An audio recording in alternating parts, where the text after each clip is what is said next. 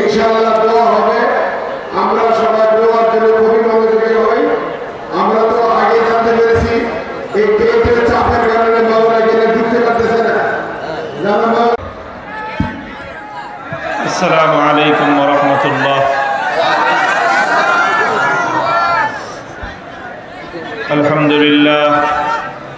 আলহামদুলিল্লাহ নাহমাদুহু ওয়া নাস্তাঈনুহু ওয়া নাস্তাগফিরুহু ওয়া নু'মিনু বিহি ওয়া নাতাওয়াক্কালু আলাইহি ওয়া নাশহাদু আন লা ইলাহা ইল্লাল্লাহু ওয়াহদাহু লা শারীকা লাহু ওয়া নাশহাদু আন্না সাইয়্যিদানা ওয়া মাওলানা মুহাম্মাদান আবদুহু ওয়া রাসূলুহু সাল্লাল্লাহু তাআলা আলাইহি ওয়া আলা আলিহি ওয়া আসহাবিহি ওয়া বারাকা ওয়া সাল্লাম তাসলিমান কাসীরা। আম্মা বা'দু فقد قال رسول الله صلى الله عليه وسلم ما رواه أمير المؤمنين في الحديث أبي عبد الله محمد بن إسماعيل بن إبراهيم البخاري بسنده المتصل عن أحمد بن أشكاب عن محمد بن فزيل عن عمارة بن القعقاع عن أبي زرعة عن أبي هريرة رضي الله تعالى عنه أنه قال قال رسول الله صلى الله عليه وسلم كلمتان حبيبتان إلى الرحمن خفيفتان على اللسان ثقيلتان في الميزان سبحان الله وبحمده سبحان الله العظيم بارك الله لنا ولكم في القرآن العظيم ونفعنا وإياكم بالآيات والذكر الحكيم اللهم صل على محمد وعلى آل محمد كما صليت على إبراهيم وعلى آل إبراهيم إنك حميد مجيد اللهم بارك على محمد وعلى آل محمد كما باركت على إبراهيم وعلى آل إبراهيم إنك حميد مجيد نهاية قابل احترام حضرت محترم صدر جلسہ দারুল উলুম দেওভোগ মাদ্রাসার মুহতামিম বাংলাদেশের খ্যাতিমান এবং বর্ষিয়ান আলেম দ্বীন হযরত মাওলানা আবু তাহের জিহাদি দামাত বারাকাতুহুমুল আলিয়া মঞ্চে উপবিষ্ট রয়েছেন। এদেশের ইসলামী আন্দোলনের দেশ এবং জাতির স্বাধীনতা এবং ঈমান ইসলাম জাতীয় গৌরব রক্ষার এক ঐতিহাসিক পরিবার হাজী শরীয়তুল্লাহর উত্তরসূরি মোহতারম হযরত মাওলানা আব্দুল্লাহ মোহাম্মদ হাসান হাফিজাহুল্লাহ তাআলা ওয়া উপস্থিত অন্যান্য উলামায়ে কেরাম, সুধীবৃন্দ, সমবেত কোরআন সুন্নাহ প্রেমিক, নবী প্রেমিক, তাওহীদি মুসলমান ভাই ও বন্ধুগণ,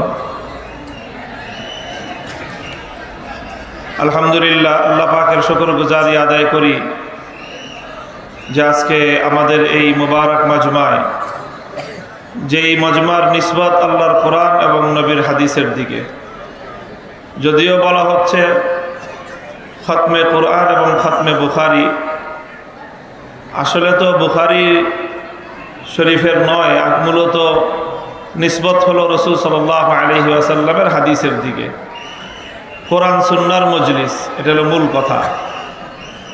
তো সেই কোরআন সুন্নাহর মজলিসে আমাদের বিপুল পরিমাণ মুসলমানের এই উপস্থিতি, এটা দেশের জন্য, জাতির জন্য অত্যন্ত আশা জাগানিয়া একটি ব্যাপার। আল্লাহ পাক রব্বুল আলামিন মুসলমানদের, বিশেষ করে যুব প্রজন্মের ইসলামের দিকে এই অগ্রগামিতাকে আল্লাহ কবুল করেন, বরকত দান করেন। আপনারা তো আমাদের যিনি প্রিয় ঘোষক ভাই ঘোষণা করেছেন, শুনেছেন, মানে হৃদয় ঠান্ডা করা কথা বলতে হবে,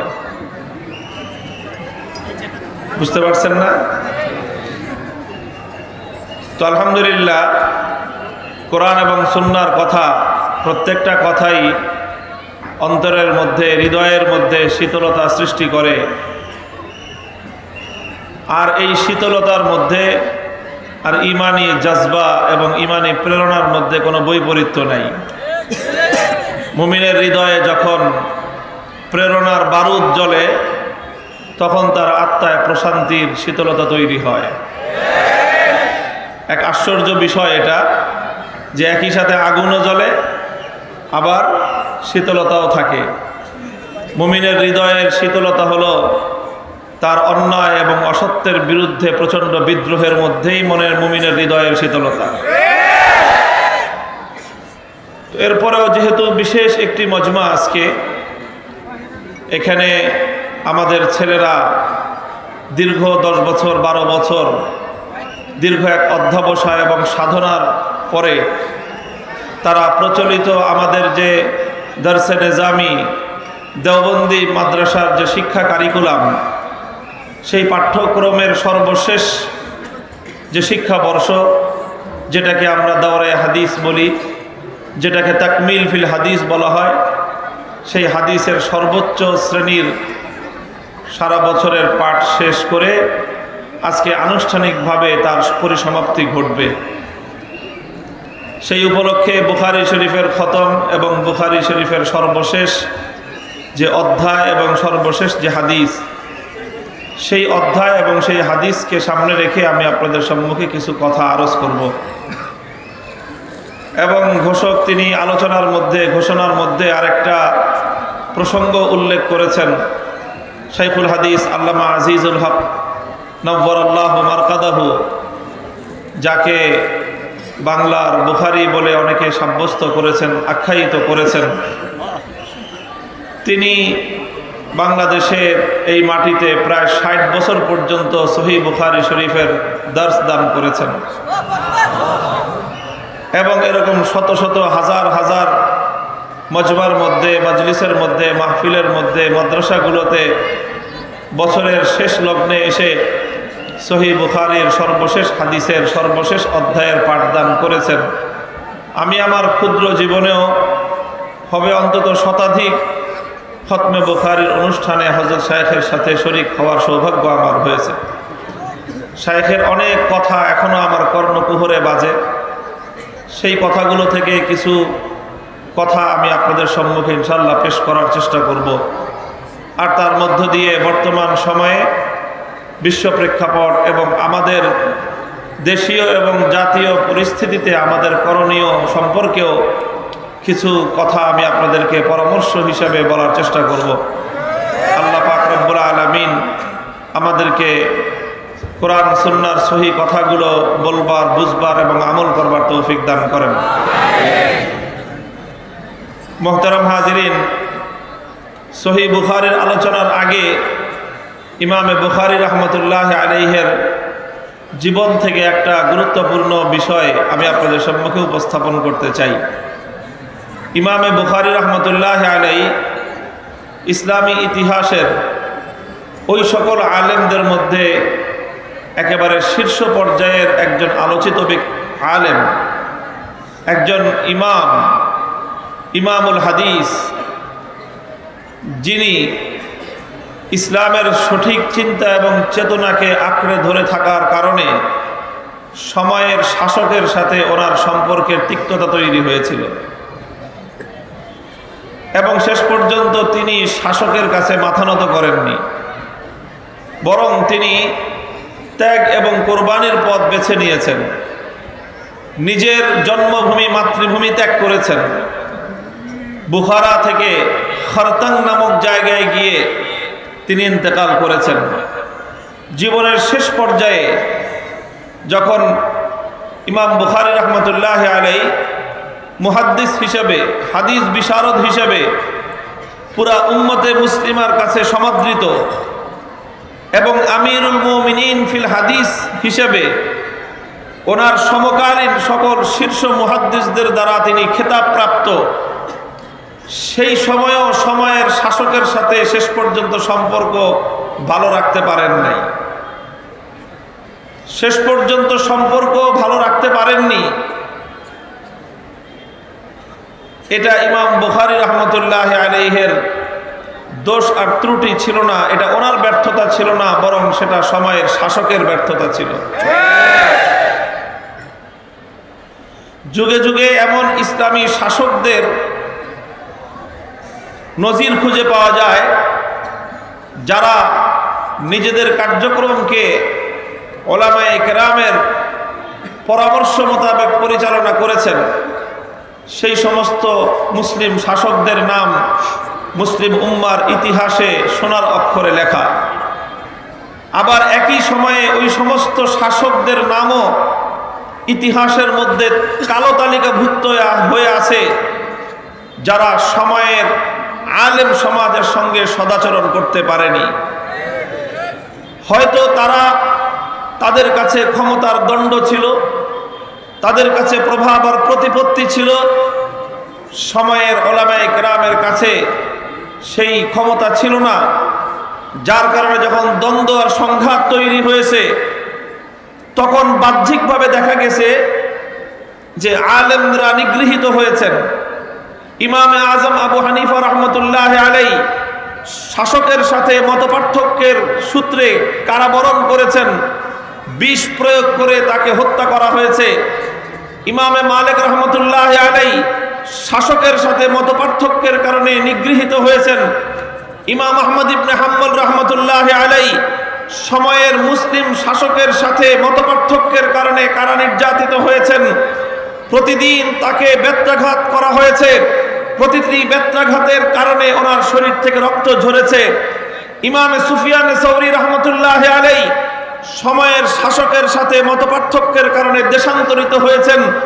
ইমামে বুখারী রহমতুল্লাহ আলাইহি জন্মভূমি আর মাতৃভূমি ছেড়েছেন, কিন্তু কখনই হক কথা বলতে সময়ের শাসকের সামনে তারা কুণ্ঠিত হননি। এটাই হলো উম্মতের ১৫০০ বছরের ওলামায়ে কেরামের শান। ওলামায়ে কেরামের শান যে তারা সত্য কথাটুকু বলবেন, প্রিয় সত্যটা যেমন বলবেন, অপ্রিয় সত্যটাও তারা অনেক অনেক অপ্রিয় হলেও, অনেক বিব্রতকর হলেও সময়ের সেই যুগের ইমাম বুখারী যারা হন, যুগের আহমদ ইবনে হাম্বলের ভূমিকায় যারা অবতীর্ণ হন, তাদেরকে এক আল্লাহকে রাজি আর খুশি করতে গিয়ে দুনিয়ার সবাইকে প্রয়োজনে নারাজ করতে হয়। মুহতারাম হাজিরিন, এটা হলো ইমামে বুখারী রহমতুল্লাহ আলাইহির জীবনের সর্বশেষ আদর্শ। সর্বশেষ আদর্শ, জন্মভূমি ছেড়েছেন, মাতৃভূমি ছেড়েছেন, দর্শগাহ ছেড়েছেন, দর্শগাহ মাদ্রাসাও ছেড়েছেন। যেই বুখারাতে ইমাম বুখারী রহমতুল্লাহ আলাইহি বুখারী শরীফ পড়াতেন, ৯০,০০০ ছাত্র ইমাম বুখারী থেকে সরাসরি হাদিস পড়তো। সেই সময়ে শাসক চেয়েছে যে না, স্বাধীনভাবে নয়, বরং আমি যেভাবে বলি আপনি সেভাবে হাদিস পড়াবেন। ইমাম বুখারী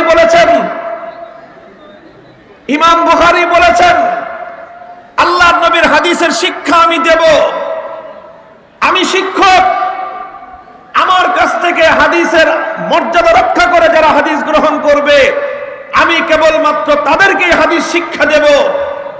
হতে পারে সময়ের কোনো বড় শাসক, হতে পারে প্রভাবশালী কোনো ব্যক্তি, হতে পারে দুনিয়ার দিক থেকে অনেক উচ্চ মর্যাদা সম্পন্ন কোনো ব্যক্তি, সম্পদশালী কোনো ব্যক্তি, কিন্তু কোন ব্যক্তির পার্থিব গৌরবের সামনে আমি আল্লাহর পয়গম্বরের হাদিসের মর্যাদাকে ভুলুণ্ঠিত করতে পারি না। ইমামে বুখারী ইলমে দ্বীনের মর্যাদাকে রক্ষা করেছেন, হাদিসের গৌরবকে সমুন্নত করেছেন, শাসকের সামনে মাথা নত করেননি। কারণ ইমাম বুখারী বুঝতে পেরেছিলেন, জানতে পেরেছিলেন আজকে আমি যদি সময়ের ইমাম বুখারী অত্যাচারী শাসকের অন্যায় আবদারকে গ্রহণ করে নেই, কিয়ামত পর্যন্ত আলেমদের মাথা নত হয়ে যাবে। তিনি শির উঁচু করে রেখেছেন, আরামায়েশ ছেড়েছেন, শুধু দেশ আর আপনজন ছাড়েননি, তিনি তার প্রায় অর্ধ শতাব্দীর প্রিয় দরসগাহ, যেখানে বসে তিনি হাদিস শিক্ষা দিতেন, সেই জায়গাও তিনি ত্যাগ করেছেন। অজানার পথে রওনা হয়েছেন, পরদেশে গিয়েছেন, মুসাফির অবস্থায় আল্লাহ রাব্বুল আলামিনের দরবারে মেহমান হয়ে দুনিয়া ত্যাগ করেছেন, কিন্তু মুহূর্তকালের জন্যও চির উন্নত গৌরবের মাথা মুহূর্তকালের জন্য নত করেননি। এই জন্য সময়ে যাদের হাতে আল্লাহ রাব্বুল আলামিন মুসলিম উম্মার নেতৃত্ব দান করেন, যারা আলেম সমাজের মধ্যে রুউসুল উলামা, আলেমদের যারা শীর্ষ পর্যায়ে থাকবেন, ইমাম বুখারী রাহমাতুল্লাহি আলাইহির জীবন থেকে তাদের জন্য উত্তম আদর্শ হলো যে তারা কখনো ইসলাম, মুসলিম উম্মাহ, কোরআন সুন্নাহর আদর্শ, কোরআন সুন্নাহর গৌরব, উলামায়ে কেরামের শানকে তারা দুনিয়ার জাগতিকদের সামনে, দুনিয়াদারদের সামনে তারা কোনোদিন আলেমদের শানকে নত করবেন না। আল্লাহ পাক রব্বুল আলামিন তৌফিক দান করেন আমাদেরকে। ইমামে বুখারী রাহমাতুল্লাহি আলাইহির সর্বশেষ বুখারী শরীফের যে অধ্যায় আমাদের রয়েছে,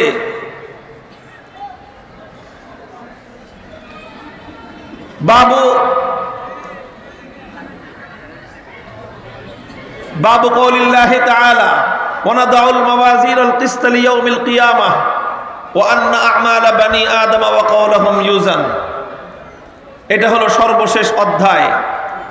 এই অধ্যায়ের সার কথা হলো, ইমামে বুখারী রাহমাতুল্লাহি আলাইহি একটি বিষয় সাব্যস্ত করতে চেয়েছেন। বিষয়টা হলো যে বান্দা, মানুষের যে কোনো আমল, যে কোনো কথা, এটা আল্লাহ পাক রব্বুল আলামিন পরিমাপ করবেন, ওজন দিবেন, এবং সেই পরিমাপ আর ওজনের প্রেক্ষিতেই আল্লাহ পাক চূড়ান্ত ফয়সালা করবেন। এটা হলো ইসলামী আকীদা, এটা হলো ইসলামী বিশ্বাস। একজন মানুষ ইমানদার হওয়ার জন্য অনেক বেশি আমল করা জরুরি না। লক্ষ্য করে শুনেন, একজন মানুষ ইমানদার হওয়ার জন্য অনেক বেশি আমল করা জরুরি না, তবে ইসলামের জরুরি বিশ্বাসগুলো পুঙ্খানুপুঙ্খ রূপে তাকে ধারণ করা জরুরি। ইসলামী বিশ্বাসের ক্ষেত্রে যদি একজন মানুষের মৌলিক যে আকীদা এবং বিশ্বাস, জরুরিয়াতে দ্বীন যেটাকে বলা হয়, সেই বিশ্বাসের ক্ষেত্রে সামান্য কোনো ঘাটতি যদি একজন মানুষের থাকে, তাহলে সে অনেক বড় হাজি হতে পারে, নামাজি হতে পারে, তাহাজ্জুদ গুজার হতে পারে, ইমানদার হতে পারে না। ঈমান আসলুল উসুল, মুমিনের জন্য ঈমান হলো সবচেয়ে গুরুত্বপূর্ণ বিষয়।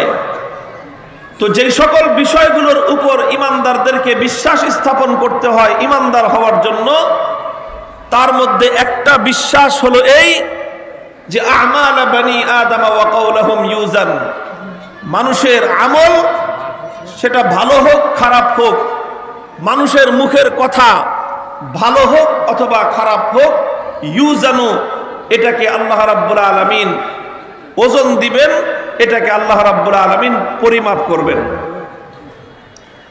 এই কথাটা ইমাম বুখারী রাহমাতুল্লাহি আলাইহি সাব্যস্ত করলেন, এটাকে একটা আকীদা এবং বিশ্বাস হিসেবে উপস্থাপন করলেন। কেন করলেন? কারণ ওই যুগেও মুসলমানদের মধ্যে এমন কিছু আকীদাগত বেদআত, উম্মতে মুহাম্মাদিয়ার মধ্যে সর্বপ্রথম যেই বেদআত মাথাচাড়া দিয়ে উঠেছে, সেই বেদআত হলো আকীদার বেদআত। এই জন্য উলামায়ে কেরামের ইতিহাস আলোচনা করলে দেখা যায় যে যেই যুগে উম্মতে মুসলিমার মধ্যে যেই ধরনের বিভ্রান্তি মাথাচাড়া দিয়ে উঠেছে, উম্মতের উলামায়ে কেরাম তখন ওই বেদআতটাকে, ওই বিভ্রান্তিটাকে অত্যন্ত কঠোরভাবে তারা প্রতিরোধ করেছেন। মানুষের মধ্যে যেই ধরনের অন্যায় দেখা দিবে, আলেমদের দায়িত্ব হলো ওই অন্যায়টাকে তত বেশি প্রবলভাবে বাধা দেওয়া। এখন আমাদেরকে বলা হয় যে এখন বর্তমানে যে অন্যায়টা চলতেছে ওই অন্যায়টার কথা কিছু বলেন না, বাকিগুলো বলেন। এক আশ্চর্য মানসিকতা। অর্থাৎ রুগীকে নিয়ে আসছে, বলতেছে যেই জায়গাটায় রুগীর সমস্যা, যেখানে ফোড়া হয়েছে ডাক্তার সাহেব ওইখানে চিকিৎসা করেন না, সারা শরীরে চিকিৎসা করেন। কি আজব কাহিনী। রুগীর হয়েছে টিউমার, আর টিউমার থেকে এটা এখন পরীক্ষা নিরীক্ষা করে ডাক্তার দেখছে যে এটার অবস্থা বিপজ্জনক, এটা আর কিছুদিন এভাবে থাকলে এটা ক্যান্সারের দিকে ডাইভার্ট হতে পারে। এখন তো ডাক্তার বলতেছে ইমার্জেন্সি রুগীকে ভর্তি করান এবং ইমার্জেন্সি তাকে ওটিতে নিতে হবে, অপারেশন করতে হবে। এখন রুগীর লোকজন বলতেছে ডাক্তার সাহেব সব ঠিক আছে, আমরা রুগী ভর্তি করব, চিকিৎসা করব, সবই করব, তবে একটা অনুরোধ যে এই রুগীর এই যে টিউমার এখানে ব্যথা আছে তো এখানে কিন্তু আপনি হাত দিবেন না, বাকি যা করার করেন। এখন রুগীর লোকজন যদি ডাক্তারকে ঠিক করে দেয় যে চিকিৎসা কোন জায়গায় করতে হবে আর কোন জায়গায় করতে হবে না, সেই দেশের রুগীর কপালও ফুটছে, ডাক্তারের কপালও ফুটছে। আজকে আলেম সমাজের সাথে এই আচরণ করা হচ্ছে। আমি বেশি কথা বলবো না, তবে অন্তত দেখা দিয়ে যায় যে এই জায়গাটা টিউমার আছে, এই টিউমার ক্যান্সারের দিকে ডাইভার্ট হওয়ার সম্ভাবনা দেখা দিচ্ছে, আশঙ্কা আছে, তাড়াতাড়ি চিকিৎসা করেন, নাহলে জাতির কপালে ইমানের ক্যান্সার ছড়িয়ে পড়লে এ জাতির পতন রুখবার কোনো পদ্ধতি থাকবে না। সমস্যা যেখানে সেখানে ট্রিটমেন্ট করতে হবে। আর এটা তো জানা কথা যে আপনার যেখানে ব্যথা, যেখানে ফোড়া, ওখানে হাত দিলে রুগী ফাল দিবেই, ওখানে হাত দিলে রুগী লাফালাফি করবেই। রুগীর লাফালাফি দেখে যদি ডাক্তার ভয় পায় তো ওই ডাক্তার ডাক্তারি করার উপযুক্ত না।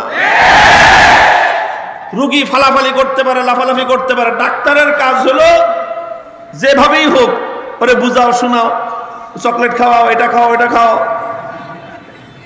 যদি চকলেটে না হয় তাহলে ওর অ্যানেস্থেসিয়া করো, বেহুশ করো, অ্যানেস্থেসিয়া করে তারপরেও যদি কাম না হয় ৩-৪ জনে ডাক দিয়ে এনাকে ঠাইসা ধরে, শেষে ধরে চাপ দিয়ে হলেও জোর করে হলেও সেই টিউমারের পয়জন অপসারণ করতে হবে, আর না হলে এই রোগীর জীবন রক্ষা করার কোনো উপায় নাই। তোমরা যতই মুসরামুসরি করো না কেন, ইনশাআল্লাহ উলামায়ে কেরাম অপারেশন করেই ছাড়বে। জাতির মধ্যে তাওহীদি চিন্তা চেতনাকে ভুলণ্ঠিত করে শিরকি সংস্কৃতি বাস্তবায়নের ষড়যন্ত্র চলবে। আলেম সমাজের মুখ বন্ধ করা যাবে না, বন্ধ করা যাবে না।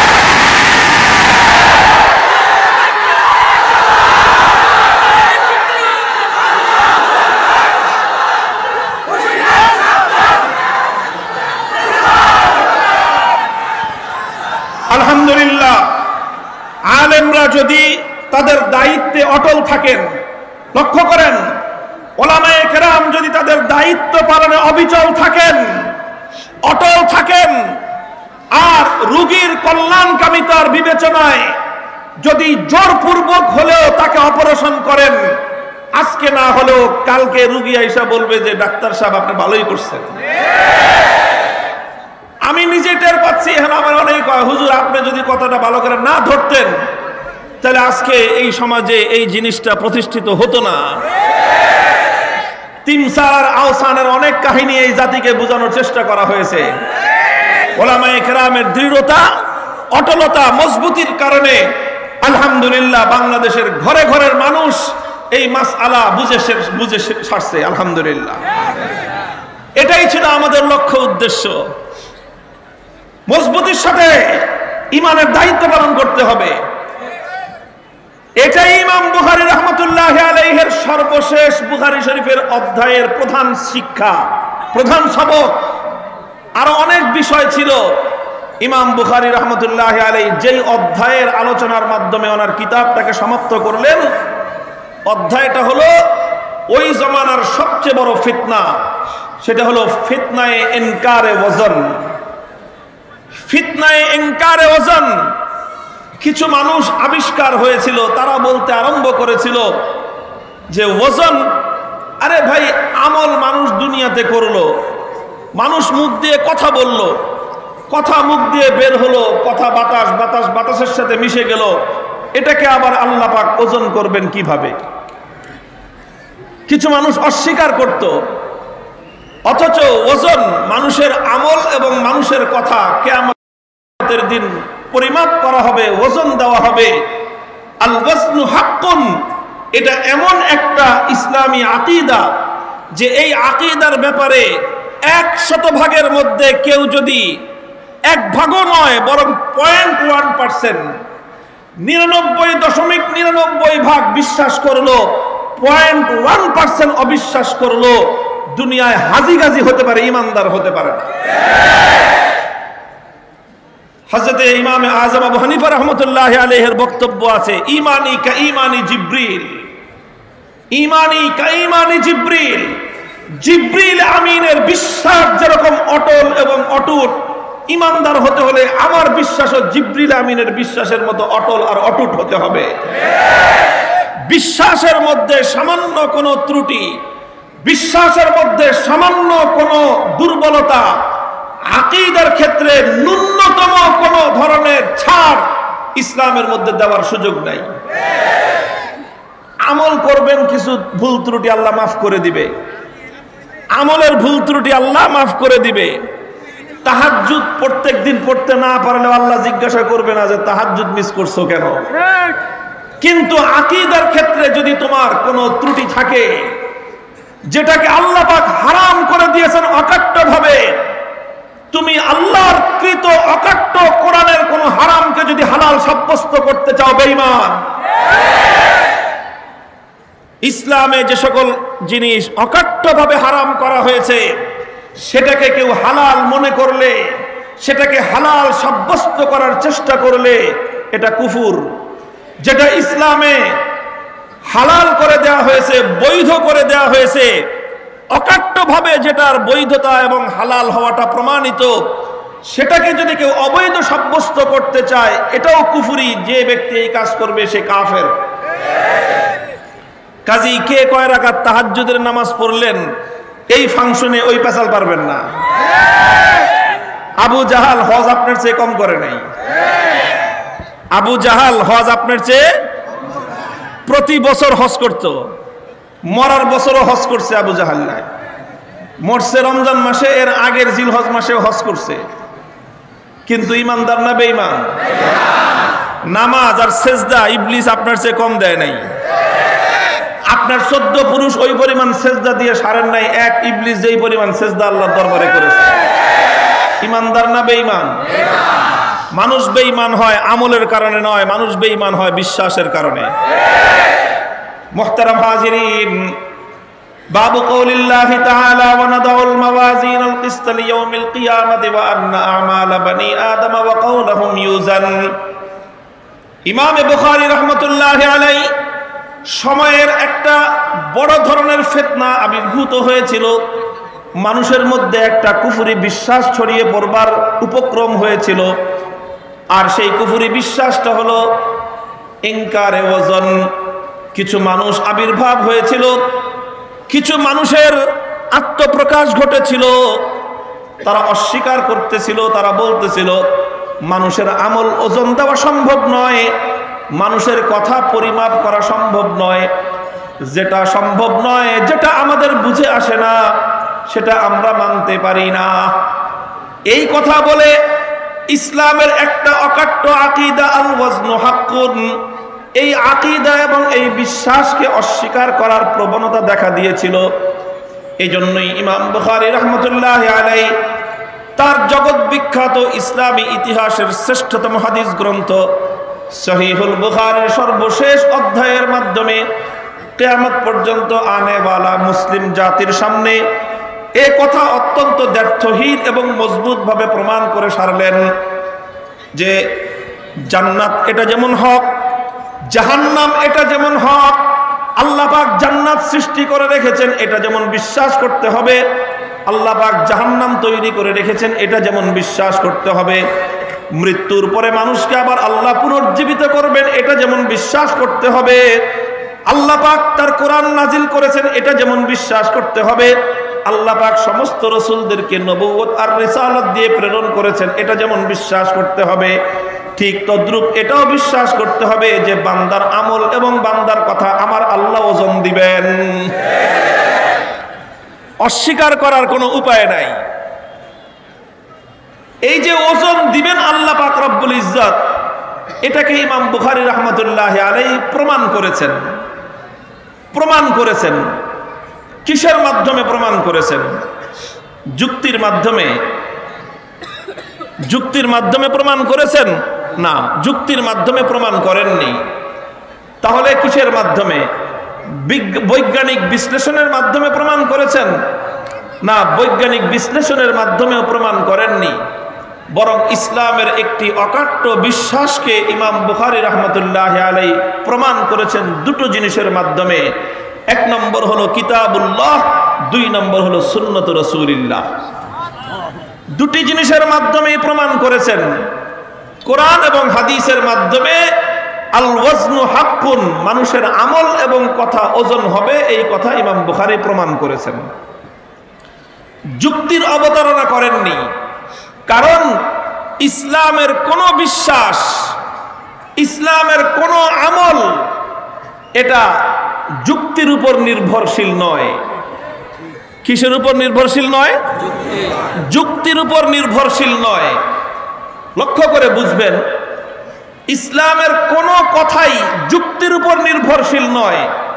তার অর্থ এই নয় যে ইসলামের বিশ্বাস এবং ইসলামের আমলগুলো অযৌক্তিক। না, অযৌক্তিক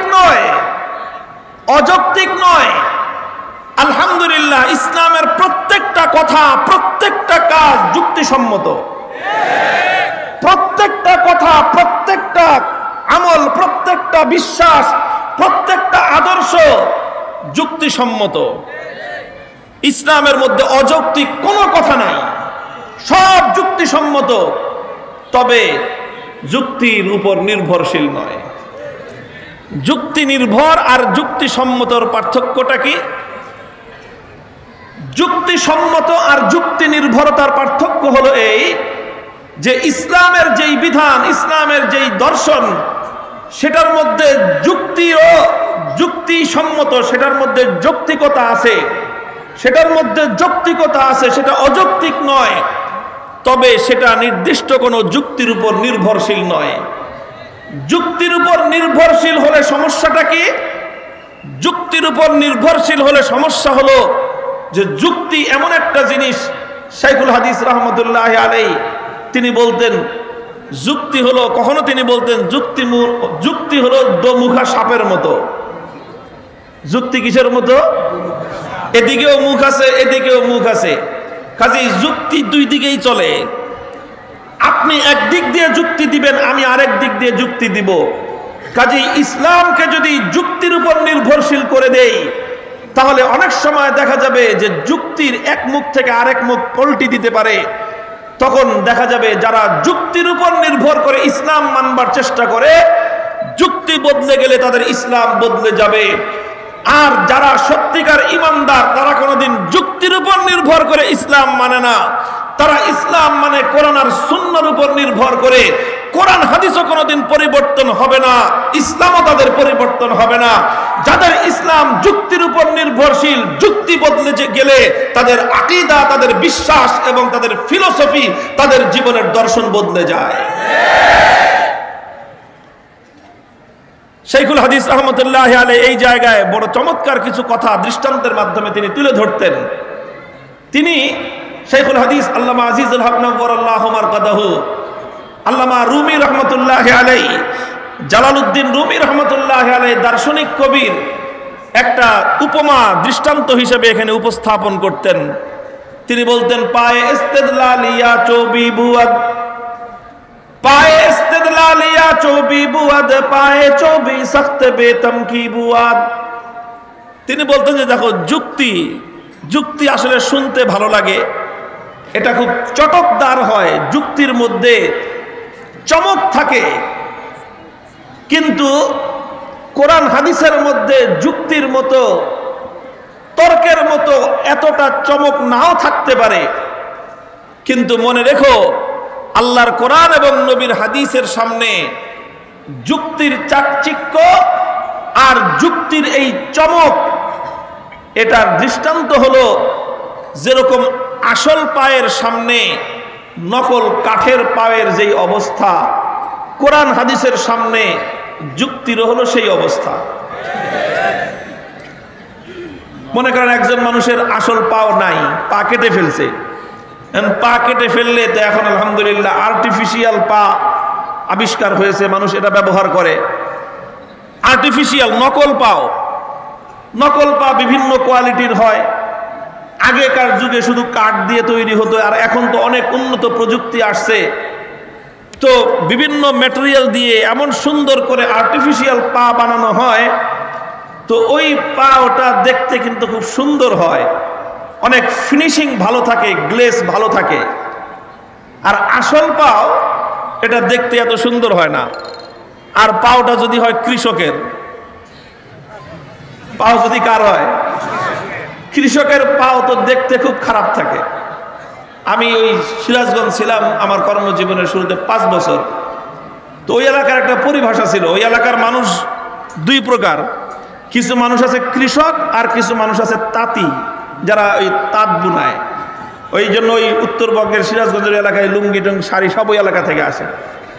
তো এক শ্রেণী কি তাঁতি, আর এক শ্রেণী কৃষক। তো আঞ্চলিকভাবে এক পক্ষ আর এক পক্ষকে তাঁতি আর কৃষক বলে না। তাঁতিরা, ওই কৃষকরা তাঁতিদেরকে বলে জোলা। এটা একটা কটাক্ষপূর্ণ শব্দ আর কি, জোলা, জোলার ঘরের জোলা এইভাবে বলে। আর তাঁতিরা কৃষকদেরকে নামই রাখছে পাও ফাটা। এদের নাম কি? পাও ফাটা। ওরা পাও ফাটা বলে কেন? কারণ কৃষক তো সারাদিন ওই ক্ষেতের মধ্যে কাজ করতে হয়, মাটি কাদা পানির মধ্যে কাজ করতে করতে কৃষকদের পাও ফাটা থাকে খুব বেশি। পাওটা একেবারে পায়ের আঙ্গুলের নখের গোড়ায় গোড়ায় মাটি টাটি লেগে একেবারে বিশ্রী হয়ে থাকে। এই জন্য দেখবেন কোনো কৃষকের পাও কোনোদিন সুন্দর থাকে না, কৃষকের পাও দেখতে সুন্দর থাকে না। এখন যদি পাওটা কৃষকের হয়, দেখতে তো আপনার একেবারেই পছন্দ হবে না। পাও দেখে যদি কেউ মেয়ে বিয়ে দিতে যান, তো কৃষকের ঘরে কোনোদিন মেয়ে বিয়ে দিতে পারবেন না, খালি জোলার ঘরে মেয়ে বিয়ে দেওয়া লাগবে। তো মনে করেন একজনের হলো পাও ফাটা কৃষক, তার পা দেখতে তো সুন্দর না। আরেকটা হলো আর্টিফিশিয়াল পাও লাগানো, নকল পাও। আসল পাও কেটে গেছে অ্যাক্সিডেন্টে, যে কোনো কারণে, অথবা গুলি লাগছে, পাও কেটে গেছে। তো এখন আর্টিফিশিয়াল পাও লাগাইছে। দেখতে সুন্দর কোনটা? দেখতে সুন্দর কোনটা? নকল পাও। কি সুন্দর গ্লেজ, চকচক করে, চকচক করে, ওটা ফিনিশিং ভালো, ওটা গ্লেজ আলা, ওটার মধ্যে ফার্নিশিং করা, ওটার মধ্যে আপনার পলিশ করা, দেখতেই অনেক চমৎকার লাগে। তো আর্টিফিশিয়াল পা দেখতে তো সুন্দর লাগে, কিন্তু পায়ের কাজ কি? পায়ের কাজ কি ফিনিশিং দেখানো? পায়ের কাজ হলো পথ চলা, পায়ের কাজ হলো আত্মরক্ষার জন্য দৌড় দিয়ে আগে চলে যাওয়া, পালিয়ে যাওয়া। পায়ের কাজ হলো পায়ের উপর দৃঢ়ভাবে ধারণ করে, পায়ের উপর মজবুত ভাবে দাঁড়িয়ে থেকে শত্রুর মোকাবেলা করা, এটা হলো পায়ের কাজ। এখন ওই ফিনিশিং ওয়ালা সুন্দর পাও, গ্লেসওয়ালা পাও একটা, নকল পাও, আর একটা পাও ফাটা, দুইজন এক লগে দাঁড় করাইছেন। এবার দুইটারে একসাথে দৌড় প্রতিযোগিতা লাগান তো, তখন দেখবেন ওই ফিনিশিং ওয়ালা পায়ের ওই ফিনিশিংই আছে আসল কামের। সে 10 কদম চলতে চলতে 100 কদম চলে যাবে। দুইজনকে লাগান তো কুস্তিতে, যে ধাক্কা ধাক্কি কে পারে। পাও ফাটাওয়ালা আসল পাও ধাক্কা দেওয়া লাগবে না, নকল পাও যে ও নিজে ধাক্কা দিয়ে নিজে চিৎ পটাং হয়ে পড়বে।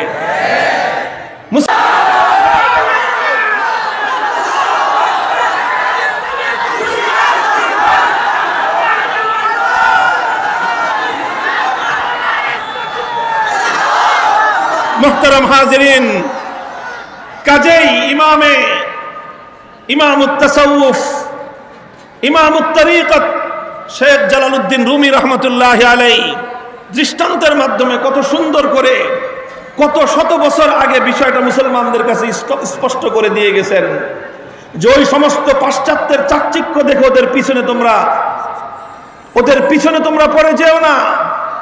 পাশ্চাত্যের চিন্তা দর্শনের মধ্যে চাকচিক্য থাকতে পারে, পাশ্চাত্যের জীবন দর্শনের মধ্যে যুক্তির অনেক ধরনের ঘষামাজা থাকতে পারে।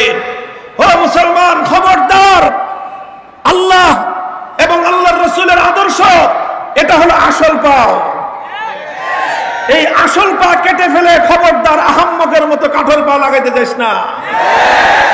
কাঠের পায়ের ফিনিশিং দেখে নিজের আসল পায়ের মজা ভুলে, আসল পায়ের কদর ভুলে গিয়ে নিজের আসল পা কেটে ফেলে নকল পা লাগাতে যাস না। এটা হবে আত্মঘাতী চিন্তা।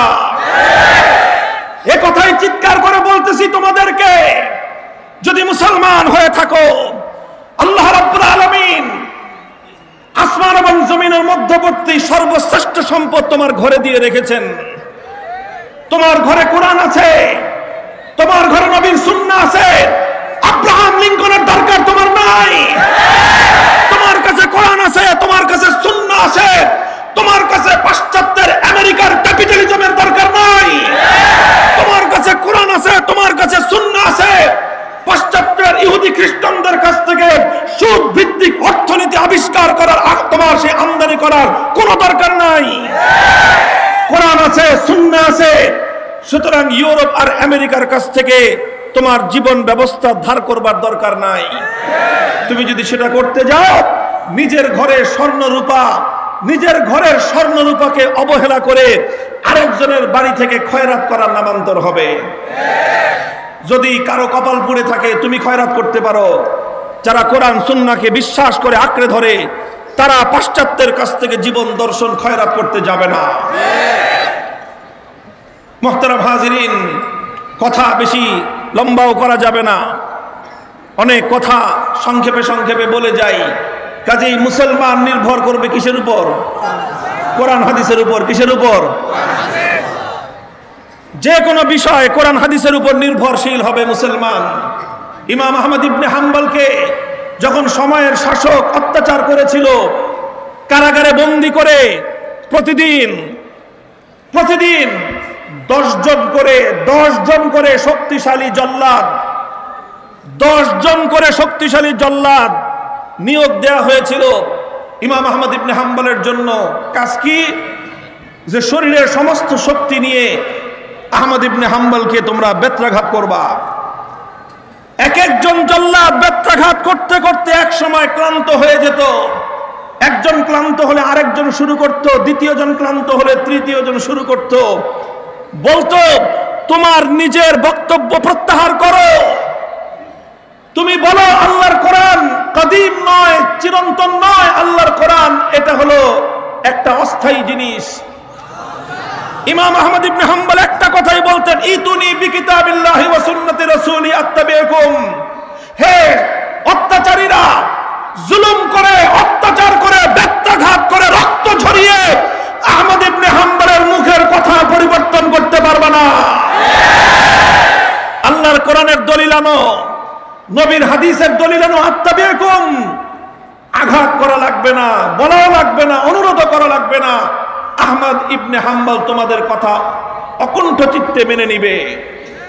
আর কোরআনের দলিল দিবা না, নবীর হাদিসের দলিল নাই, গায়ের জোরে আমাদেরকে বলবা তোমার কথা মেনে নিতে। আল্লাহর কসম খেয়ে বলি, কোরআনের কথা, নবীর হাদিসের কথার উপর থাকতে গিয়ে জীবন দেওয়াকে আমরা জীবনের সফলতা মনে করেছি। যে জীবন আল্লাহর কোরআনের কথা রক্ষা করতে গিয়ে যায়, সে জীবনের চেয়ে মূল্যবান জীবন আর নাই। যে জীবন আল্লাহর নবীর হাদিসের মর্যাদা রক্ষা করতে গিয়ে যে জীবন উৎসর্গিত হয়, সেই জীবন হলো প্রকৃত সার্থকতার জীবন। হে কোরআন হাদিসের পাসেবান, হে কোরআন হাদিসের ধারক, আল্লাহর কোরআন এবং নবীর সুন্নাহর আমানত বক্ষে নিয়ে যাচ্ছ, এটা শুধুমাত্র সমাজের মধ্যে মৌলানা হিসেবে, আলেম হিসেবে, শুধু মর্যাদা আর সম্মান পাওয়ার জন্য নয়, শুধু সম্মান পাবা হুজুরকে সবাই দেখে সালাম দিবে, শুধু সালাম পাওয়ার জন্য কোরআন হাদিসের ইলম নয়, ইনশাআল্লাহ সালাম অবশ্যই তুমি পাবে। মানুষ তোমাকে মর্যাদা দিবে, তবে মনে রেখো ১,৫০০ বছরের ইতিহাস, শুধু ১,৫০০ বছর নয়, পৃথিবীর সূচনাকাল থেকে ইতিহাস একথাই বলে, তোমাকে যেমনি ভাবে জগতের মানুষ কোরআন হাদিসের ইলমের কারণে কিছু মানুষ তোমাকে সম্মান করবে, সালাম দিবে, আবার কিছু মানুষ তোমার পথে কাঁটা বিছাবে, কিছু মানুষ তোমার পথে প্রতিবন্ধকতা তৈরি করবে, তোমার মুখ থেকে কোরআন হাদিসের কথা কেড়ে নেওয়ার চেষ্টা করবে, তোমার মুখ দিয়ে অন্য কথা উচ্চারণ করাবার চেষ্টা করবে। সাহস এবং তোমাকে প্রথম থেকেই নিজের জিন্দেগির গন্তব্য নির্ধারণ করতে হবে। আলেম হিসেবে যদি তুমি নিজেকে পরিচয় দিতে চাও, আলেম হিসেবে যদি পরিচয় দিতে চাও, হে আমার নবীন আলেম সন্তানেরা, আকাবিরদের পূর্বসূরীদের কাছ থেকে প্রাপ্ত আমানতের জিম্মাদারি তোমাদের কাছে পৌঁছে দিয়ে যাচ্ছি। খবরদার, আলেম হিসেবে যদি পরিচয় দিতে চাও, কোরআন এবং সুন্নাহর মর্যাদা রক্ষা করবার শপথ গ্রহণ করো। যতক্ষণ পর্যন্ত কোরআন সুন্নাহর আলোকে কোনো কথা তোমার কাছে প্রমাণিত না হবে, সারা দুনিয়া একদিকে থাকতে পারে, কোরআনের বিরুদ্ধের কথা, আল্লাহর নবীর আদর্শের বিরুদ্ধের কথা কেউ তোমাকে দিয়ে বানাতে পারবে না।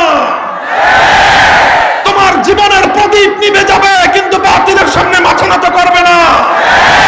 তোমার কল্লা কাটতে পারে, কল্লার উপর থেকে পাকড়ি নামবে না। এটা হলো ইলমে দ্বীনের আমানত, এটা হলো ইলমে দ্বীনের আত্মমর্যাদা। আল্লাহ পাক তৌফিক দান করেন। মুহতারাম হাজিরিন, বলতেছিলাম আমাদের বিশ্বাস, আমাদের জীবন দর্শন, আমাদের আমল, আমাদের কথা সব কিছু ইনশাআল্লাহ কোরআন হাদিস নির্ভর, কোরআন হাদিস নির্ভর। আসো, আমরা যে কথা বলেছি কোরআনের আলোকে, হাদিসের আলোকে সেই কথা ভুল প্রমাণ করো, আত্তাবিকুম মেনে নিব, আত্তাবিকুম মেনে নিব তোমাদের কথা।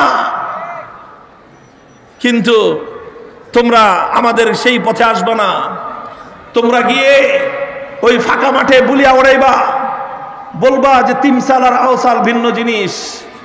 তোমরা বলবা আমরা যেটা বানাচ্ছি সেটা তিমসাল, সেটা আওসান না। তোমরা বলবা ইসলামের মধ্যে আওসান হারাম, তিমসাল হারাম না। তোমরা যদি তিমসালকে হালাল প্রমাণ করতে হয়, তোমার কথায় হবে না। তিমসাল এটা বৈধ প্রমাণ তোমাদের বক্তব্যে হবে না। তিমসালকে বৈধ প্রমাণ করতে হলে আল্লাহর কোরআন অথবা নবীর হাদিসের প্রমাণ লাগবে। ইসলামের 1400 বছরের সমস্ত স্কুল অফ থট, সমস্ত চিন্তার আলেমদের ঐক্যমত, 4 মাযহাব, হানাফি, মালিকি, শাফিঈ, হাম্বলি, 4 মাযহাব, 4 মাযহাবের মধ্যে খুঁটিনাটি যত পার্থক্য আছে, দেওবন্দি বলো, বেরলভি বলো, ফুলতলি বলো, জৈনপুরি বলো, সব যারা ঈমানের প্রশ্নে এক, তারা এই বক্তব্যেও এক। 4 মাযহাবের বাইরে লামাযহাবী রয়েছেন, সালাফি নামে আছেন। মাযহাব মানা না মানার মতে পার্থক্য থাকতে পারে, ঈমানের প্রশ্নে এক এবং অভিন্ন।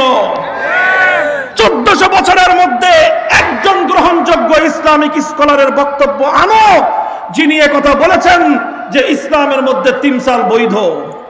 বক্তব্য প্রত্যাহার করব আমরা। মাঠে তো দূরের কথা, মসজিদেও কথা বলবো না, কিন্তু আমাদের বক্তব্য কোরআনের আলোকে বৈধ, তোমরা ভুল প্রমাণ করতে পারবে না। আমাদের বক্তব্য নবীর হাদিসের আলোকে ভুল প্রমাণ করতে পারবে না। আমাদের বক্তব্য ইসলামের 1500 বছরের স্কলারদের উদ্ধৃতির আলোকে ভুল প্রমাণ করতে না পেরে গায়ের জোরে আমাদেরকে কোরআনের কথাকে অবদমন করবার চেষ্টা করবা। শপথ করে মাঠে নেমেছি, কোরআনের মর্যাদা রক্ষা করবার জন্য জীবন উৎসর্গিত হতে পারে কোরআনের কথার ব্যাপারে।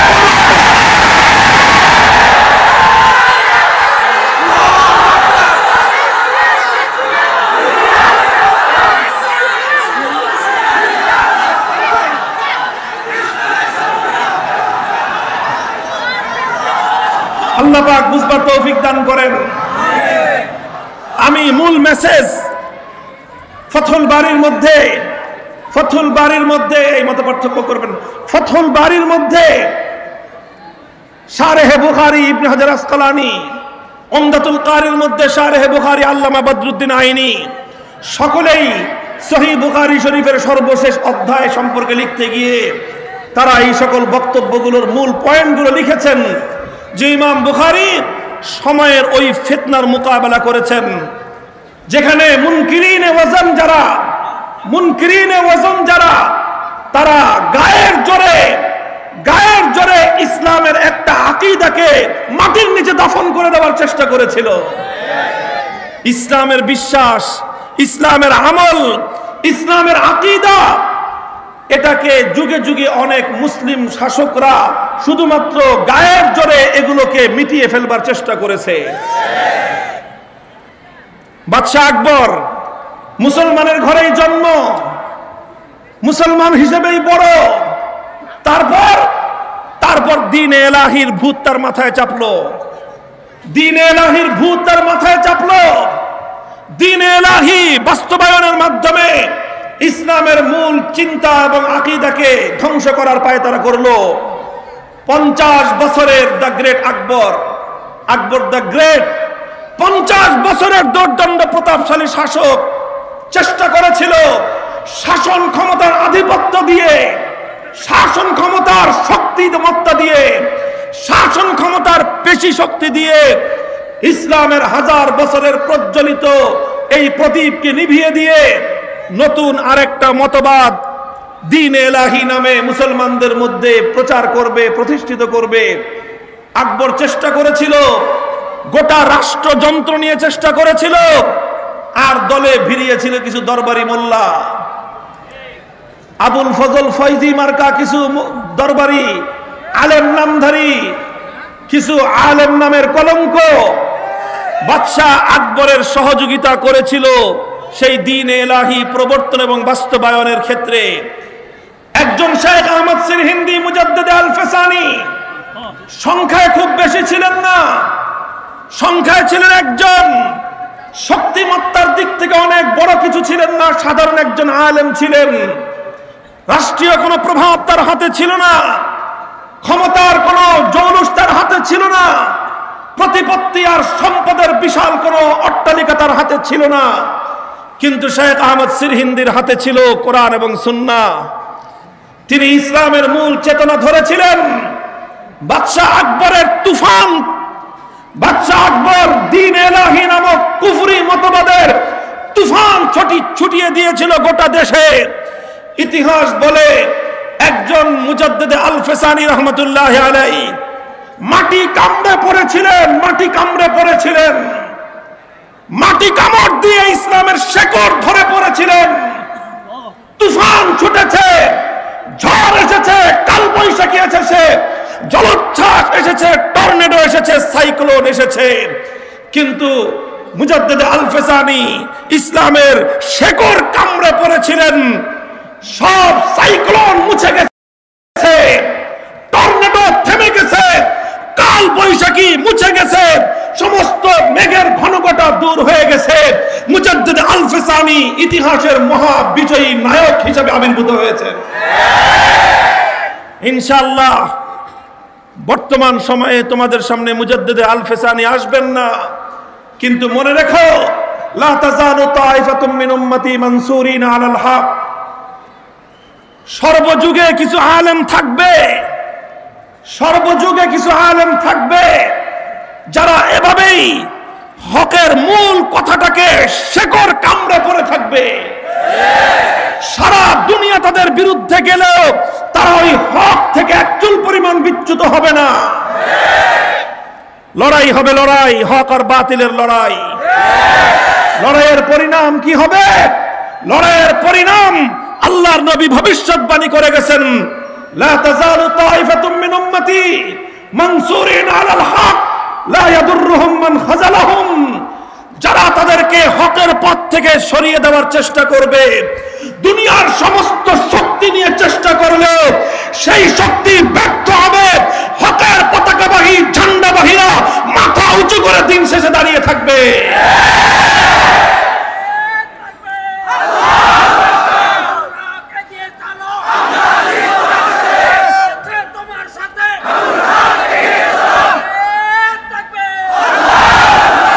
এই প্রসঙ্গে আখেরি পয়গাম তোমাদেরকে দিয়ে যাই। আল্লাহর নবীর একটা হাদিস, হযরতে আমির মুআবিয়া রাদিয়াল্লাহু তাআলা আনহুর একটা ঘটনার উদ্ধৃতি রয়েছে সহিহ বুখারী, মুসলিম সহ সমস্ত হাদিসের কিতাবগুলোর মধ্যে। সেই হাদিসের লম্বা আলোচনায় নয়, সেই হাদিসের ব্যাখ্যায় মুহাদ্দিসিনগণ লিখেছেন যে সর্বযুগের আলেম সমাজের মধ্যে তিনটি শ্রেণী হয়। কয় শ্রেণী? আলেমদের মধ্যে কয় কাতার? তিন কাতার, তিন শ্রেণী। এক শ্রেণীর আলেম এমন হন, তারা যুগের অপ্রিয় হক কথাগুলো, যুগের সময়ের অপ্রিয় সত্য কথাগুলো তারা অকপটে মানুষের সামনে বলে যান। আর সেই অপ্রিয় সত্য কথাগুলো বলতে গিয়ে কখনো তাদেরকে ইমামে আজম আবু হানিফার মতো বিষ প্রয়োগে নিহত হতে হয়, শহীদ হতে হয়। কখনো তাদেরকে ইমামে মালিক রহমতুল্লাহ আলাইহির মতো কঠোর নির্যাতনের সম্মুখীন হতে হয়। কখনো তাদেরকে সুফিয়ান সাউরির মতো দেশান্তরিত হতে হয়। কখনো তাদেরকে ইমাম আহমদ ইবনে হাম্বলের মতো কারান্তরীণ হতে হয়। কখনো তাদেরকে ইমামে বুখারীর মতো দেশ ছাড়তে হয়। কখনো তাদেরকে ইমাম ইবনে তাইমিয়ার মতো জুলুমের শিকার হতে হয়। কখনো তাদেরকে শাইখুল হিন্দ মাহমুদ হাসান দেওবন্দির মতো মাল্টার আন্দামান দ্বীপে নিক্ষিপ্ত হতে হয়। কখনো তাদেরকে শাইখুল ইসলাম হুসাইন আহমদ মাদানির মতো নির্যাতন ভোগ করতে হয়। কখনো তাদেরকে শাইখুল হাদিস আল্লামা আজিজুল হকের মতো কারাবরণ করতে হয়। কখনো তাদেরকে মুফতি ফজলুল হক আমিনের মতো ভাগ্যবরণ করতে হয়। কখনো তাদেরকে শাইখুল হাদিস আল্লামা জুনায়েদ বাবুনগরীর মতো নির্যাতন ভোগ করতে হয়। সব ভোগ করে হাসি মুখে জীবন দেয়, কিন্তু অপ্রিয় সত্য কথাগুলো বলতে তারা কুণ্ঠিত হয় না। এটা হলো যুগের এক শ্রেণীর আলেম। তবে উলামায়ে কেরাম এটাও লিখেছেন, এই শ্রেণীর আলেম সংখ্যায় অনেক বেশি হন না, সংখ্যায় অনেক বেশি হন না, সংখ্যায় অল্প হন। এটা ইতিহাসের বাস্তবতা। সেই উত্তম যুগেও সংখ্যায় খুব বেশি ছিলেন না। যুগে ইমাম আহমদ ইবনে হাম্বল ঘরে ঘরে পয়দা হন নাই। সেই যুগেও ইমাম বুখারী ঘরে ঘরে পয়দা হন নাই। দু চারজন হন, এবং ওই দুই চারজন সর্বযুগেই ছিল, আজও আছে, কিয়ামত পর্যন্ত থাকবে ইনশাআল্লাহ। এটা হলো আলেমদের এক শ্রেণী। আলেমদের দ্বিতীয় শ্রেণীটা হলো এই, তারা বলে সব সময় হক কথা, কখনো না হক কথা বলে না, তবে সব হক কথাগুলো তারা বলতে পারে না। বুঝাইতে পারলাম না? তারা বলেন তো সব কি কথা, না হক কথা কখনো তাদের মুখ দিয়ে বের হবে না। তারা যা বলেন সব হক কথাই বলেন, তবে সব হক কথা বলেন না, বলতে পারেন না। সব হক কথা তারা বলতে পারেন না, কারণ বলতে গেলে সমস্যা আসবে, বলতে গেলে জীবন বিপন্ন হবে, বলতে গেলে ঝুঁকি নেমে আসবে।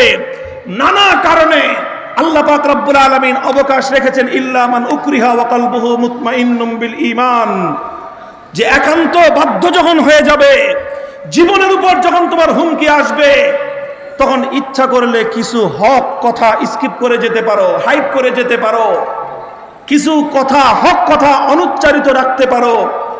এজন্য সেই সমস্ত আলেমরা সেই হক কথাগুলো তারা বলেন না, যেই হক কথাগুলো বলতে গেলে নানা রকম জুলুম নির্যাতনের স্টিম রোলার নেমে আসবে, সেই হক কথাগুলো তারা কি করেন না, বলেন না। মানে কি বলেন না? অর্থ হলো বলতে পারেন না। বলতে পারেন না অর্থ হলো মঞ্চে বসে বলতে পারেন না, মিম্বারে বসে বলতে পারেন না, কিন্তু শেষ রজনীতে যখন আল্লাহর দরবারে সেজদা লুটিয়ে পড়েন, তখন তারা খোদার দরবারে ফরিয়াদ ঠিকই জানান। এই হলো আলেমদের দ্বিতীয় শ্রেণী। তারা দুনিয়ার মানুষের সামনে সেই হক কথাগুলো বলতে পারেন না। নিজের অক্ষম, হৃদয় জুড়ে তাদের রক্তক্ষরণ, সারাদিন তাদের হৃদয় থেকে রক্তক্ষরণ হয়, আর সেই রক্তগুলো শেষ রজনীতে অশ্রু হিসেবে খোদার দরবারে ঝরে পড়ে। হাজার হাজার আলেমরা শেষ রাত্রে কান্নার রোল তুলে দেয়, আল্লাহর কাছে ফরিয়াদ করে যে আল্লাহ, এই হক কথাটা তো বলতে পারতেছি না, তুমি মাফ করে দাও, আর এই যে অবস্থা, এই অবস্থা থেকে তুমি আমাকে পরিত্রাণ দান করো। এই হলো আলেমদের দ্বিতীয় শ্রেণী। এই উভয় শ্রেণী তারা হলেন হক্কানি আলেম। এই উভয় শ্রেণী কি? হ্যাঁ, খুব ভালো করে বুঝবা। প্রথম শ্রেণী হাজার হাজার হবে না, প্রথম শ্রেণীর আলেম শত শত হবে না, প্রথম শ্রেণীর আলেম হবে অল্প কিছু, আর দ্বিতীয় শ্রেণীর আলেম হবে হাজার হাজার। দ্বিতীয় শ্রেণীর আলেমদের বৈশিষ্ট্যটা হলো এই, সব হক কথাগুলো বলতে না পারলেও কোন অন্যায়ের সাথে তারা আপোষ করবে না, কোন অন্যায়ের দালালিও তারা করবে না। দুনিয়ার পার্থিব কিছু সুখ আর সমৃদ্ধি, কিছু স্বার্থ উদ্ধার করবার জন্য ইসলামের স্বার্থকে জলাঞ্জলি দিবে, এত বড় বিশ্বাসঘাতক আর মির্জাফরও তারা হবে না। এটা হলো আলেম ওলামাদের হক জামাতের মধ্যে দ্বিতীয় শ্রেণী। আর আরেকটা শ্রেণী থাকবে, তাদের নামও হবে আলেম, তাদের নামও হবে আলেম। তারা ওই আলেম যাদের ব্যাপারে আল্লাহর পয়গম্বর বলেছেন উলামাউ জামানিহিম শাররু মান তাহতা আদিমিস সামা, আসমানের নিচে নিকৃষ্টতম প্রাণী হলো সেই আলেম, যাদেরকে উলামায়ে সু বলা হয়। এরা কারা?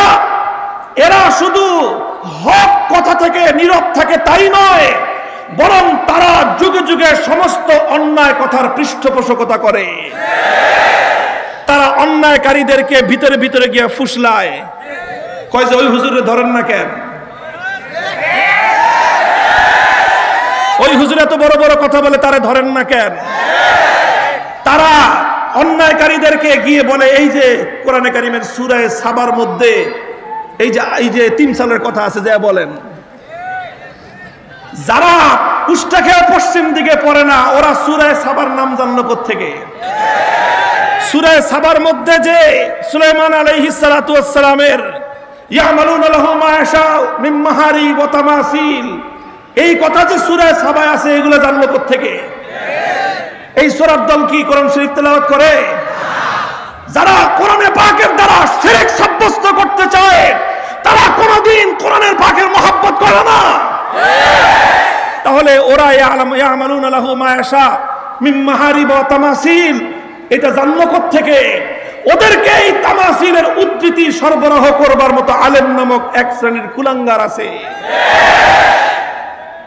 এদের কাজ হলো তারা হকের পক্ষে থাকে না, নিজেদের সামান্য দুনিয়ার স্বার্থ উদ্ধার করবার জন্য এরা ওই সমস্ত অন্যায়কারীদেরকে আশকারা দেয়, ওদেরকে বিভ্রান্ত করে। আমি যতটুকু ইতিহাস পড়েছি, বাদশাহ আকবর বিভ্রান্ত হয়েছিল, এজন্য বাদশাহ আকবরের দাম্ভিকতা, তার অহংকারী পূর্ণ মানসিকতা যতটা দায়ী, আবুল ফজল ফয়জি মার্কা দালালদের ভূমিকা তার চেয়ে কম ছিল না। যদি বাদশাহ আকবরের দরবারে আবুল ফজল ফয়জি না থাকতো, মুজাদ্দিদ আল ফিসানির মেহনত, তাহলে বাদশাহ আকবরের দরবারে ব্যর্থ হতো না। মুহতারাম হাজিরিন, কথাটা খুব তিক্ত লাগতে পারে, কিন্তু আমি আমানত হিসেবে পূর্বসূরীদের কথা তোমাদের কাছে পৌঁছে দিয়ে যাচ্ছি। আলেমদের মধ্যে 3 নম্বর আরেকটা শ্রেণী সর্বযুগে থাকে, যাদের নাম হয় আলেম, যাদের সুরত হয় আলেম, মাথায় থাকে আলেমদের মতো টুপি আর পাগড়ি, গায়ে থাকে আলেমদের মতো আলখেল্লা, তাদের সব কিছু বাহ্যিক সুরত সিরত সব আলেমদের মতো থাকে, কিন্তু তাদের অন্তরটার অবস্থা কি হয়? ইয়াশতারুনা বিআয়াতিল্লাহি সামানান কালিলা, দুনিয়ার অল্প স্বার্থের মাধ্যমে তারা আল্লাহর কোরআন এবং নবীর সুন্নাহ ইসলামী আদর্শকে তারা বিক্রি করে দেয়। এই 3 নম্বর শ্রেণীর আলেমও কিন্তু সর্বযুগে ছিল, আজও আছে, কিয়ামত পর্যন্ত থাকবে। হে উম্মতের উলামায়ে কেরাম, আমার আগামী দিনের সন্তানেরা শুধুমাত্র বুখারী শরীফের শেষ সবক নিয়ে হায়াতুল উলিয়ায় পরীক্ষা দিয়ে মুমতাজ আর জাইদ জিদ্দান সার্টিফিকেট নিয়ে চলে গেলা, আলেম হয়ে গেলা, ব্যাপারটা এত সহজ নয়। তোমাকে 1400 বছরের উম্মতের আলেমদের উত্তরাধিকার এখান থেকে নিয়ে যেতে হবে। এই উত্তরাধিকার শুধু আলেমদের নয়, উত্তরাধিকার নবীদের উত্তরাধিকার। এই উত্তরাধিকার ধারণ করলে কখনো তোমাকে কোন নবীর মতো তায়েফের ময়দানে রক্ত দিতে হবে। এই উত্তরাধিকার ধারণ করলে কখনো তোমাকে হযরত ঈসা আলাইহিস সালাতু ওয়াস সালামের মতো শত্রুরা তোমাকে শুলিতে চড়িয়ে হত্যা করবার অধিকারের কারণে কখনো তোমাকে জাকারিয়া আলাইহিস সালামের মতো করাত দিয়ে দ্বিখণ্ডিত করে হত্যা করবার পায়তারা করবে, সমস্ত জুলুম আর নির্যাতন সহ্য করবে, তাওহীদ এবং একত্ববাদের ক্ষেত্রে কখনো আপোষ করবে না। হক কথা বলতে না পারলে চুপ থাকবা, শেষ রাত্রে খোদার কাছে মাপ চাইবা যে আল্লাহ আমি দুর্বল, এই জন্য সব কথাগুলি বলতে পারতেছি না। ওগো আল্লাহ, তোমার কাছে নিজের অক্ষমতা জানাইলাম, তোমার কাছে ফরিয়াদ করলাম, তুমি আমাকে আলেমদের অন্তত দ্বিতীয় কাতারে রাখো, 3 নম্বরে অভিশপ্ত কাতারে তুমি আমাকে ফেলে দিও না। খবরদার 3 নম্বর কাতারে যাব না। 3 নম্বর কাতারের আলেম হওয়ার চেয়ে মূর্খ থাকা লক্ষ গুণ ভালো। 3 নম্বর কাতারের আলেম হওয়ার চেয়ে মূর্খ থাকা কোটি গুণ ভালো। আল্লাহ পাক আমাদের সকলকে হেফাজত করেন। মুহতারাম হাজিরিন, আখেরি কথা বলে আলোচনা শেষ করতেছি। ইমাম বুখারী রাহমাতুল্লাহি আলাইহি ইসলামের আকীদা আল ওয়াজনু হাক্কুন, ওজন হবে কি হবে না? মানুষের আমল আল্লাহ পাক পরিমাপ করবেন কি করবেন না? মানুষের মুখের উচ্চারিত কথাগুলো আল্লাহ পাক পরিমাপ করবেন কি করবেন না? এই কথা যে মুসলমানরা মানবে কি কারণে? যুক্তি দিয়ে, তর্ক দিয়ে, বিজ্ঞান দিয়ে। এই কথা মুসলমানরা বিশ্বাস করবে আল্লাহর কোরআন এবং নবীর হাদিস দিয়ে। ইমাম বুখারী রাহমাতুল্লাহি আলাইহি প্রথম প্রমাণ পেশ করেছেন আল্লাহর কোরআন। কোরআনের আয়াতের মধ্যে আল্লাহ পাক সূরা আম্বিয়ার মধ্যে আল্লাহ বলেছেন ওয়ানাদাউল মাওয়াজিনাল কিসত লিয়াউমিল কিয়ামাহ। আল্লাহ বলেছেন আমি কিয়ামতের দিন ইনসাফের একটা পরিমাপ যন্ত্র সাব্যস্ত করব, স্থাপন করব, যার মাধ্যমে আমি দুনিয়ার সমস্ত মানুষের আমল এবং কথাগুলো পরিমাপ করব। আল্লাহর কোরআনের কথার দ্বারা এটা প্রমাণিত হলো যে কিয়ামতের দিন মানুষের আমল পরিমাপ করার ব্যবস্থা কোরআনের কথার দ্বারা প্রমাণিত হওয়ার পর ইমাম বুখারী একটা হাদিস উদ্ধৃত করলেন। হাদিসের মধ্যে কি এসেছে? আল্লাহর নবী বলেন কালিমাতান হাবিবাতানি ইলার রহমান খাফিফাতানি আলাল লিসান সাকিলাতানি ফিল মিজান। ইমাম বুখারী বললেন দুটো কথা এমন রয়েছে, কালিমাতান, কালিমাতুনের অর্থ হলো এখানে একটা বক্তব্য, আল কালামুল কামেল, একটা বক্তব্য, একটা কথা। দুটো কথা এমন রয়েছে যার 3টি বৈশিষ্ট্য। প্রথম বৈশিষ্ট্য হাবিবাতানি ইলার রহমান, রহমান মানে হলো সীমাহীন দয়ালু। সেই সীমাহীন দয়ালুর কাছে কথাগুলো অতি প্রিয়। সীমাহীন দয়ালুর কাছে যদি অতি প্রিয় হয় তাহলে সীমাহীন দয়া পাওয়া যায়। দ্বিতীয় বৈশিষ্ট্য হলো খাফিফাতানি আলাল লিসান, এই কথা দুটো মুখে উচ্চারণ করাটা খুবই সহজ, মুখে বলাটা খুব সহজ, কারণ অনেক লম্বা নয়, অনেক বড় নয়, অনেক জটিল নয়, খুব সিম্পল সিম্পল দুটি কথা। এটা হলো দ্বিতীয় বৈশিষ্ট্য। 3 নম্বর আসল বৈশিষ্ট্য যেটা ইমাম বুখারী সাব্যস্ত করতে চেয়েছেন সেটা হলো কি? সাকিলাতান ফিল মিজান। কিয়ামতের দিন যখন আল্লাহ পাক মানুষের আমল পরিমাপ করবেন, সেই আমলের পরিমাপের মধ্যে এই দুটি কথা অনেক ভারী হয়ে যাবে। তো কথা যখন অনেক ভারী হবে তাহলে কথার মধ্যে ওজন আছে না নাই? আল্লাহর নবী যে বললেন কথা দুটো ভারী হবে, ওজন না থাকলে ভারী হয়? ওজন না থাকলে ভারী হয়? তাহলে নবীর হাদিসের দ্বারা কি বোঝা গেল? মানুষের কথার মধ্যে ভার আর ওজন আছে না নাই? আল্লাহর নবী যখন বলতেছেন কথার মধ্যে ভার আছে, আল্লাহর নবী যখন বললেন কথার মধ্যে ওজন আছে, আল্লাহর নবী যখন বললেন আমলের মধ্যে ওজন আছে, আল্লাহর নবী যখন বললেন আমলের মধ্যে ভার আছে, এবার যুক্তিতে ধরুক বা না ধরুক, এবার বিজ্ঞান অনুযায়ী হোক বা না হোক, এবার দুনিয়ার দার্শনিকদের বুঝে আসুক বা না আসুক, ইমানদার এই কথা অকপটে বিশ্বাস করে নেবে, এর নাম হলো ঈমান। কথা দুটি হলো সুবহানাল্লাহি ওয়া বিহামদিহি সুবহানাল্লাহিল আযীম, সুবহানাল্লাহি ওয়া বিহামদিহি সুবহানাল্লাহিল আযীম, সুবহানাল্লাহি ওয়া বিহামদিহি সুবহানাল্লাহিল আযীম। প্রথম কথা হলো সুবহানাল্লাহি ওয়া বিহামদিহি, দ্বিতীয় কথা হলো সুবহানাল্লাহিল আযীম। এই দুই কথার ওজন অনেক বেশি হবে। সুতরাং বোঝা গেল আল্লাহর রাসূল বলেছেন মানুষের কিছু কিছু কথা হবে যেগুলো নেকির দিক থেকে অনেক ওজনদার হবে। মুহতারাম হাজিরিন, আমার আলোচনা আমি এখানেই সমাপ্ত করতেছি। ইমামে বুখারীর সর্বশেষ অধ্যায় থেকে যেই পয়গামটুকু আমি আপনাদের কাছে দিয়ে গেলাম সেটা হলো, ইমানদার যদি তুমি হয়ে থাকো তাহলে তুমি জীবনে দুটো বিষয়কে নিজের জীবনের জন্য তুমি মানদণ্ড ধরে নিবা। এক নম্বর জিনিস হলো আল্লাহর কোরআন। এই বসেন, কথা উঠবেন না কেউ। এক নম্বর কি? এক নম্বর কি? জোরে বলেন, এক নম্বর কি? আল্লাহর কোরআন। দুই নম্বর আল্লাহর নবীর হাদিস, নবীর সুন্নাহ। সুতরাং কোরআন সুন্নাহ যেখানে,